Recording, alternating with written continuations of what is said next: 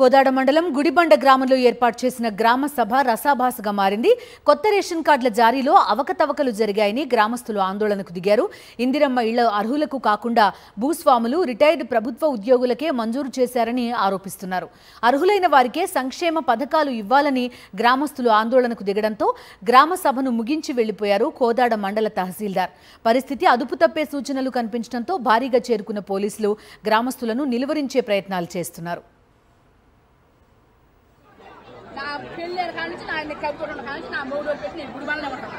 40 ఏళ్ళ ముంచుకొని ఇల్లు అట్లా తీసుకోవడం ఇల్లు కట్టుకొని ఏది రాక ఇప్పుడు రేకులు కలిగి కొనుక్కొని వేరే వాళ్ళ గోరకేసుకొని ఉంటాను. మరి నాకు ఇల్లన్నా రావాలిగా చోటికి పోతే అల్లన్న ఇల్లు కట్టుకుంటా 3 మంది దానికి ఇల్లు కూడా 20 సంవత్సరాలు అవుతుంది. ఉన్నోళ్ళకే ఇచ్చారు కానీ లేని తిరిగి ఇసుకు పడుతుంది. మేము తెచ్చినట్టున్నాం కానీ చోట్లు వచ్చేటట్టు అయితే ఏం కనపడట్లా. మరి ఏం చేయాలనుకుంటారో లేని వాళ్ళని చూడకపోతే ఇంకా ఎవరు చేయమని చెప్పు. ఉన్నోళ్ళకే రేషన్ కార్డు, లేని వాళ్ళకి ఇల్లు స్థలాలు, అంచిన వాళ్ళకే ఏ పథకాలైనా ఉన్నోళ్ళకే తిరగని లేని వాళ్ళకి అసలు ఇవ్వట్లేదు. మరి మేమేం కావాలి? మేము ఎడిపోవాలి. ఎడపుట్టి పెరిగినా కూడా మాకు ఇల్లు వాకిలు లేవు. ఎక్కడెక్కడో వచ్చిన వాళ్ళకి మాత్రం ఇల్లు వాకిలు అన్ని ఉన్నాయి కదా. ఇంటికి వచ్చి సర్వే చేసి భూములు ఉన్నాయా లేవా అని చూసుకొని పనికి పోతున్నారా పోటలేదా చూసుకొని అని మీరు సర్వే చేసి ఇవ్వండి దయచేసి, అంతే. లేకపోతే మీరు ఏడో కూర్చొని ఆఫీసులో కూర్చొని చేస్తే అర్హులైన వారికి ప్రభుత్వ పథకాలు అందట్లేదు అనేది ఈ గ్రామ సభలో గ్రామస్తులంతా ఆరోపిస్తున్న పరిస్థితి. పూర్తి డీటెయిల్స్ అడుగుదాం. మా కరెస్పాండెంట్ అశోక్ ఫోన్ లైన్లో ఉన్నారు. అశోక్, చెప్పండి.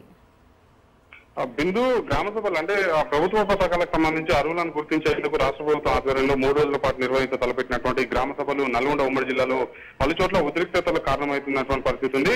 నిజమైనటువంటి అర్హతలు ఉన్నటువంటి వ్యక్తులకు కాకుండా భూస్వాములకు, రిటైర్డ్ ఉద్యోగులకు, ప్రభుత్వ ఉద్యోగులకు రేషన్ కార్డులతో పాటు ఇందిరమ్మ ఇళ్లను మంజూరు చేస్తున్నారని చెప్పేసి కూడా పలు చోట్ల ఆందోళనకు దిగినటువంటి పరిస్థితి ఉంది. సూర్యాపేట జిల్లా కోదాడ మండలం గుడిబండతో పాటు కాపుగల్ కావచ్చు, సూర్యాపేట పట్టణంలో ఉన్నటువంటి 1వ వార్డులో, ఆ తర్వాత నగరికల్ మండలం మోదినిగూడెం కావచ్చు, బీబీనగర్ మండలం రాయపూర్ లో కూడా రాయపూర్ పేటకు సంబంధించినటువంటి గ్రామ సభల్లో కూడా స్థానికులు అయితే ఆందోళన వ్యక్తం చేసినటువంటి పరిస్థితి ఉంది.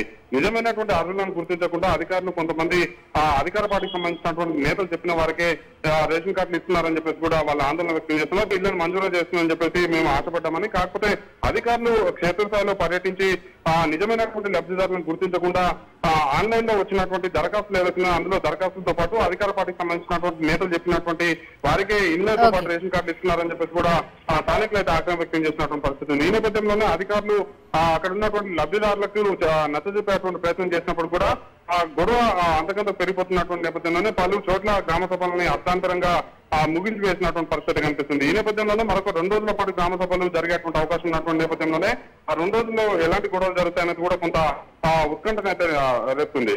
Okay Ashok, thank you.